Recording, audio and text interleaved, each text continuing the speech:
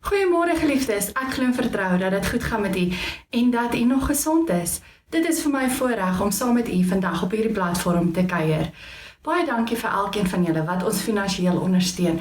Ons is ontsettend dankbaar daarvoor. Sonder u ondersteuning kan ons nie voortgaan met die werk van die Here nie. Onthou asseblief as u 'n inbetaling maak, EFT, dat u asseblief in die verwysing sal sit, dat dit vir die dankoffer of vir die geloofsoffer of die 10de maand dankoffer of selfs net vir sorg of vir die koskas is, sodat ons weet waarvoor om die geld te allokeer.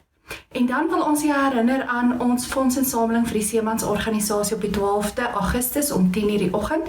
U is meer as welkom om gebruide goedere saam te bring en dan sal daar 'n vrywillige donasie opgeneem word wanneer Johan en Rian van Rensburg ook vir ons kom optree. Ons vra dat u dit ook wyd en suid sal adverteer asseblief.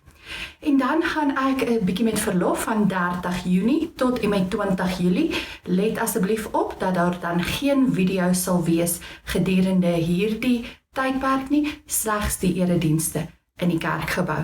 Dan wat ons afkondigings aanbetref, wat voorbereiding aanbetref, vra ons nog steeds voorbereiding vir Tannie Gerda Wewe wat in die hospitaal is, vir Giel Larm en vir Johan Kritsener wat herstel na operasies.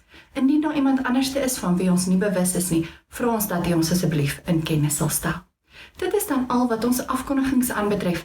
Ek gaan vra dat ons net vir 'n oomblik sal rustig raak in God se teenwoordigheid en dat ons ons saam wees op hierdie platform op 'n gepaste wyse sal begin. So kom ons sluit nou ons oë en dan bid ons saam. Here en Hemelse Vader, ons kom na U toe en ons kom sê vir U dankie. Dankie vir ons saam wees op hierdie platform. Dankie vir die tegnologie wat dit vir ons moontlik maak. Dankie dat ons net kan rustig raak, 'n tydjie uit ons dag uit kan neem om by U voete te kom sit, om na U stem te luister en te hoor dit wat U wil hê ons moet hoor. Vader, dit wat ons vandag gaan hoor is nie iets niets nie. Dit is 'n ou bekende verhaal. Dit is iets wat ons al baie gehoor het, maar dit is iets waarmee ons sukkel. Dit is iets waarby ons struikel en val. En daarom wil ek om vra, Gees van God, werk met elkeen van ons. Breek hierdie woord vir ons oop en graveer dit in ons harte. En help ons om dit wat ons hoor, nie net te hoor nie, maar ook om dit prakties te gaan uitleef. En daarom kom bid ons nou. Seën ons saam wees op hierdie platform. Seën die woord wat nou verkondig gaan word. Dit is my gebed in Jesus naam. Amen. Nou geliefdes, ek wil aandag gee aan ons laaste gedeelte ten opsigte van Abraham.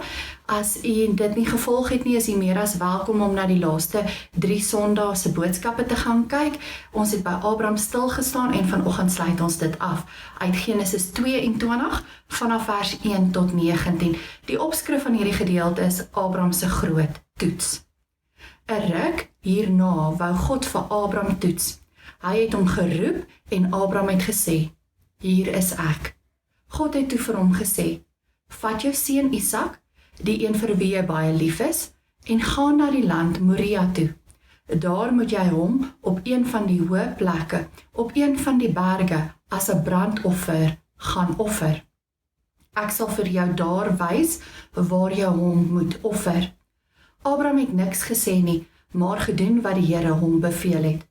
Vroeg die volgende oggend het hy 'n donkie ingespan en die hout vir die brandoffer gekap. Abraham het ook 2 slawe saamgeneem, saam met sy seun Isak. Toe is hy weg na die plek wat die Here vir hom sou wys. Op die 3de dag het Abraham die plek van ver af gesien. Toe het hy vir sy werkers gesê, bly julle hier, pas die donkie en al ons goed mooi op. Ek en die seun gaan net daar aanderkant offer en as ons klaar is, kom ons terug. Abraham het die hout van die brandoffer gevat en op Isak se rug vasgemaak. Abraham het 'n groot mes gedra, as ook 'n vuurklip waarmee hulle die hout moes aansteek. Saam het hulle na die plek toe aangestap. Na 'n ruk het Isak die stilte verbreek. Pa, het hy gevra. Ja, seun, het Abraham geantwoord. Pa, hier is nou wel hout en vuurklip om dit aan te steek, maar waar is die skaap vir die brandoffer dan? Abraham het geantwoord, moenie bekommerd wees nie, seun. God sal self nog vir ons 'n skaap gee om te offer. Die twee het verder gestap. Uiteindelik het hulle by die plek gekom waarvan God gepraat het. Abraham het dadelik afgepak, 'n altaar gebou, die hout gevat en dit op die altaar gesit. Toe gryp hy vir Isak, druk hom op die altaar bo op die hout vas en met sy ander hand vat hy die mes. 'n Groot mes wat hy die hele pad saamgedra het en waarmee hy Isak wou doodmaak.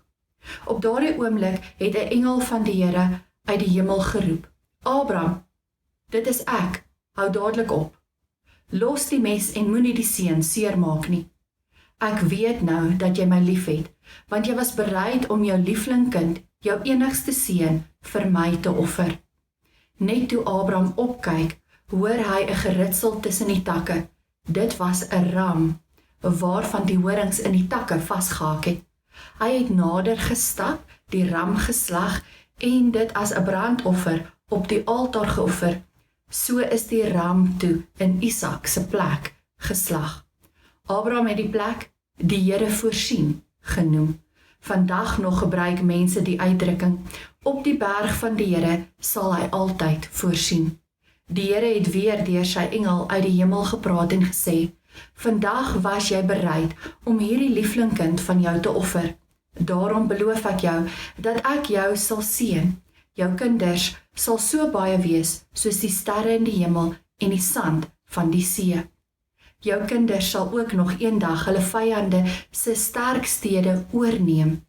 In al die nasies sal mense nog oor jou praat. Dit sal met hulle goed gaan, omdat hulle jou ken en deel van jou nageslag is. Al hierdie dinge sal gebeur, omdat jy vandag weer gewys het, dat jy my liefhet. Abraham en Isak het weer na die werkers toe teruggestap, en hulle is saam Beersheba toe. Abraham het 'n lang ruk in Beersheba gebly. Nou ons lees net hierdie enkele verse saam. Geliefdes, God stel vir Abraham op die proef. Nou dit beteken amper dat Abraham, soos ons jong mense wat tans eksamen geskryf het, 'n eksamen moes aflê in die vak geloof. Dis 'n praktiese eksamen. Hy het nou die afgelope klomp jare, amper meer as 35 jaar lank 'n pad saam met God gestap en 'n klomp goed by God geleer en gehoor, en nou kry hy die kans om hierdie teorie toe te pas in sy lewe.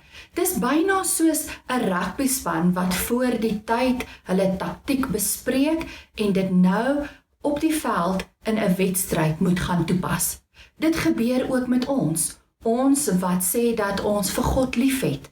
Ons beland van tyd tot tyd in situasies wat vir ons 'n toets is, wat vir ons sê of ons werklik vir God eerste stel. Ons word getoets of ons hom so vertrou dat ons hom onvoorwaardelik sal gehoorsaam. En Abraham kom stel in hierdie hoofstuk wat ons vandag gelees het vir ons 'n goeie voorbeeld van hoe dit is om gehoorsaam aan God te lewe.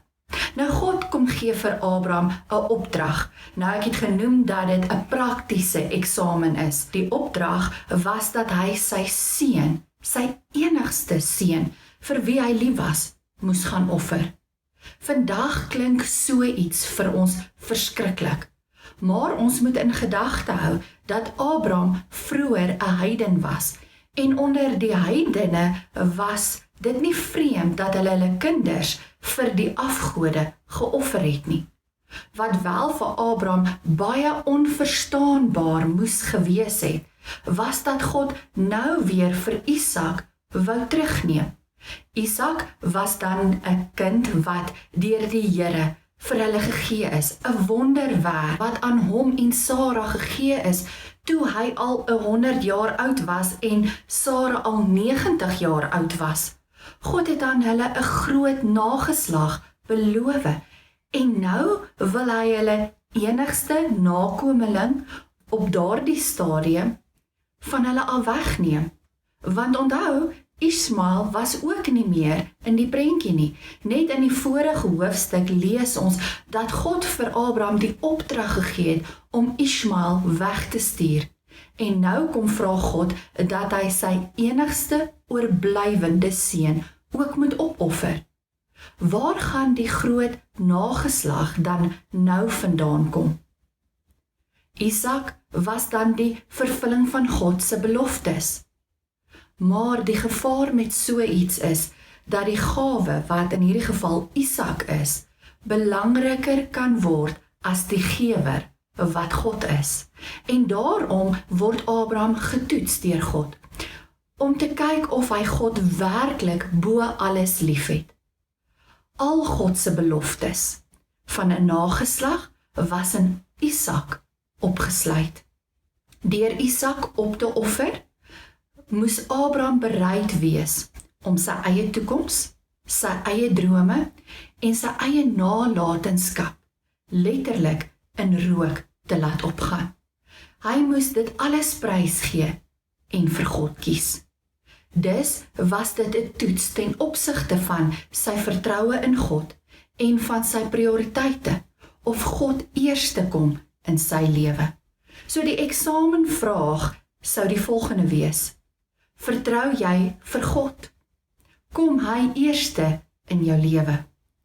As dit vir Abraham net gegaan het oor wat hy uit die verhouding met God kon kry, oor die voordele wat daar vir hom was, wat dit vir hom kon inhou om God te dien, oor die seëninge wat hy daardeur kon ontvang, dan sou dit nou 'n goeie tyd vir hom gewees het om hierdie verhouding te verbreek. Want God kom nou en hy kom eis die kosbaarste ding wat Abraham tot dusver gehad het van hom af op. Maar dit mag nooit in ons verhouding met God daaroor gaan nie. Dit mag nooit vir ons gaan oor dit wat ek en jy uit 'n verhouding kan kry nie. Dit wat ek en jy daaruit kry, moet vir ons 'n bonus wees. Dit is genade. Dit gaan nie oor ons nie. En Abraham het dit vir ons kom wys in hierdie gedeelte. Abraham het dit vir ons kom leer, want Abraham het dit besef en hy het dit ook so aanvaar. Geliefdes, en dit is wat ware geloof is. Want ware geloof is om gehoorsaam te wees aan God en aan sy woord.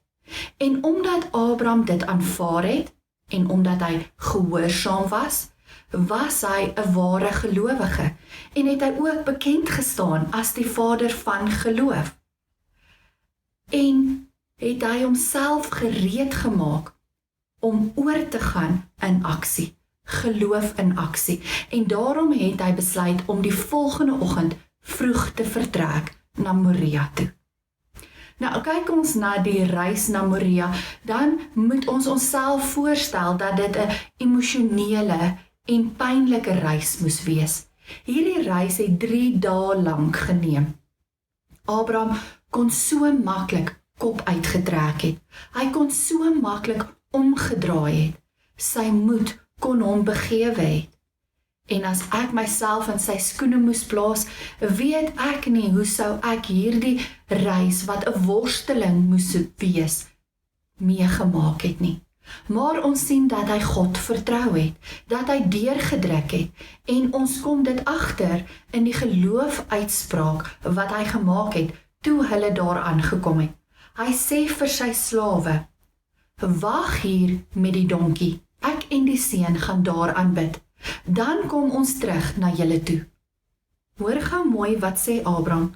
Hy sê dan kom ons terug na julle toe. Abraham het geweet dat hy vir Isak moes gaan offer. Hy het geweet dat dit impliseer dat Isak sal moet sterf.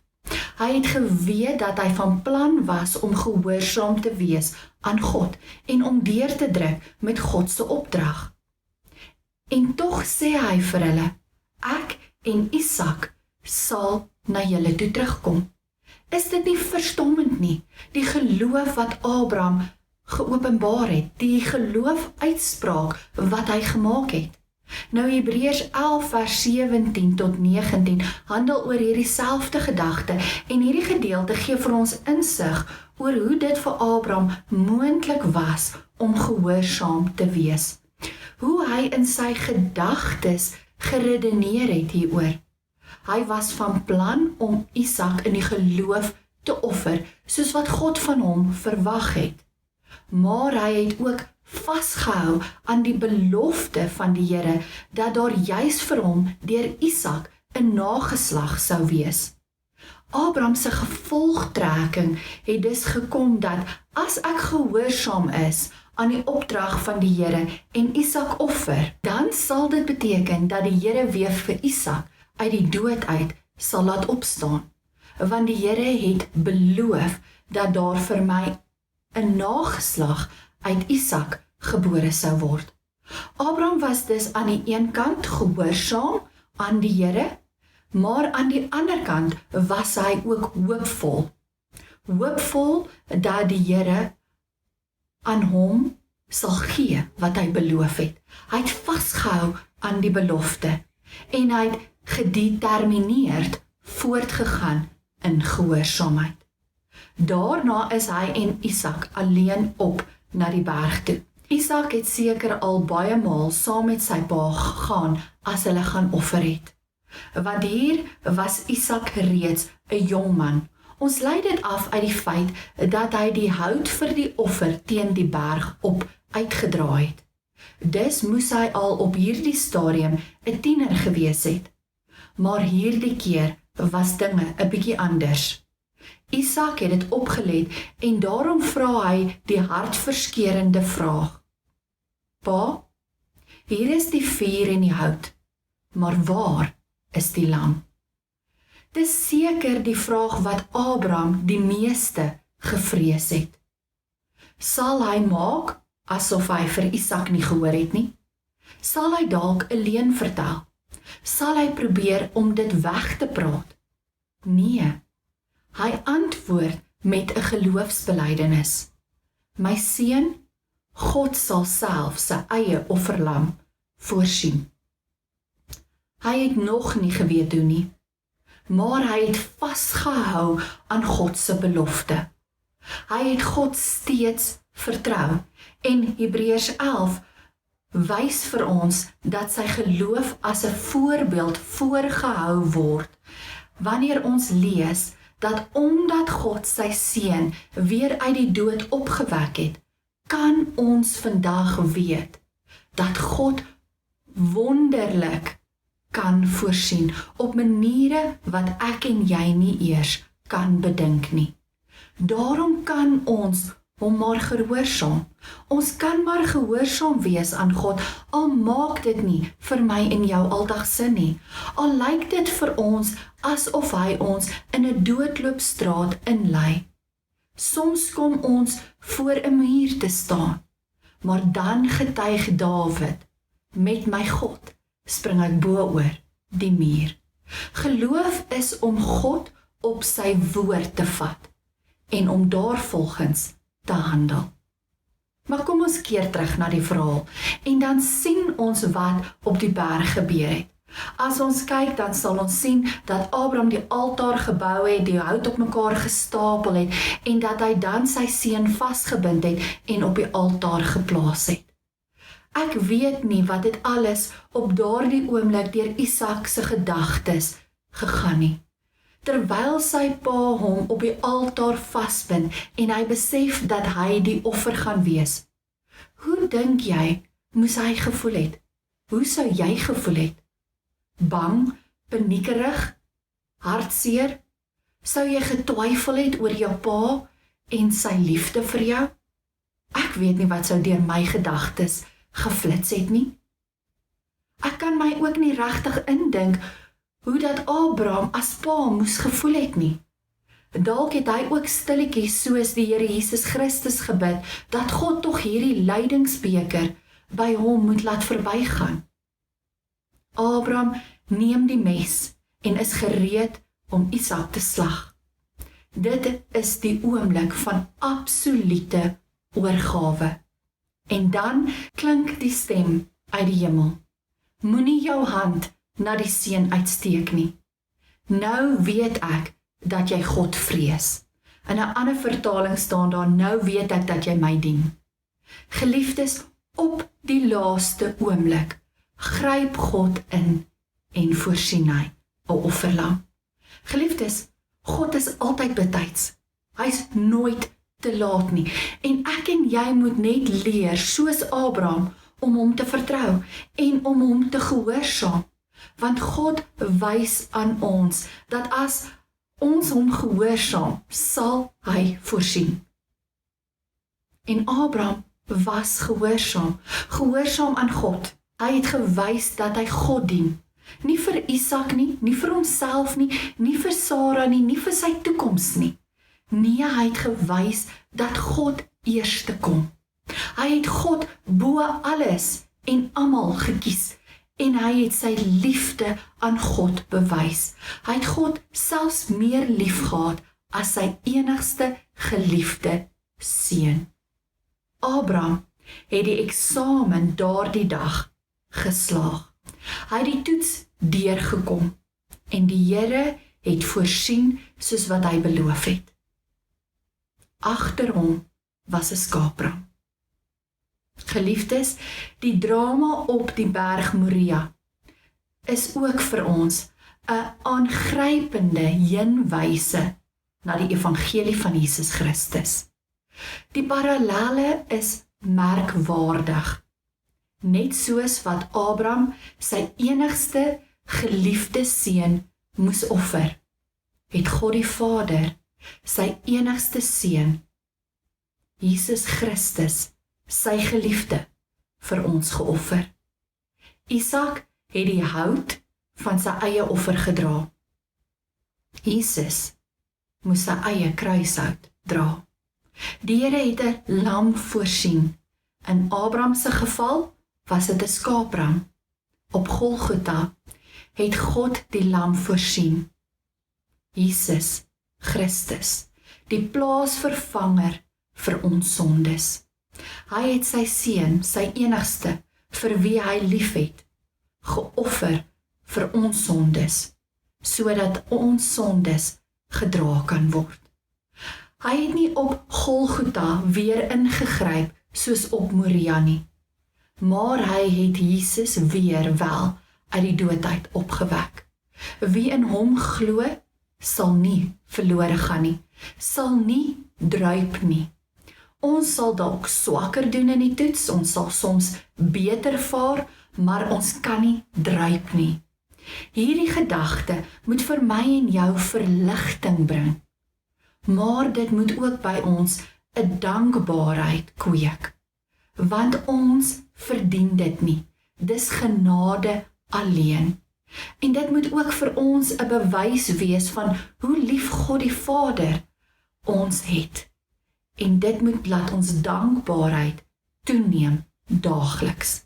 Nou is die vraag, wat moet ek en jy met hierdie verhaal doen? Hoe moet ek en jy hierdie verhaal toepas in ons daaglikse lewe?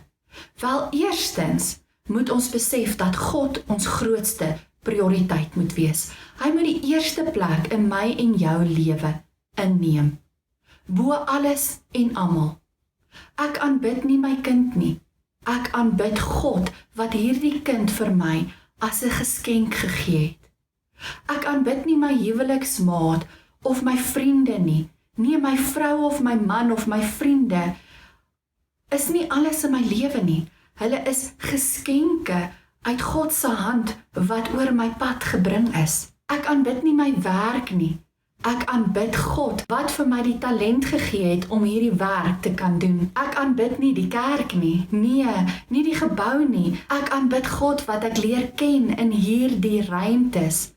Ek aanbid nie die geskenke wat hy vir my gee nie. Nee, ek aanbid die gewer wat hierdie geskenke vir my gee.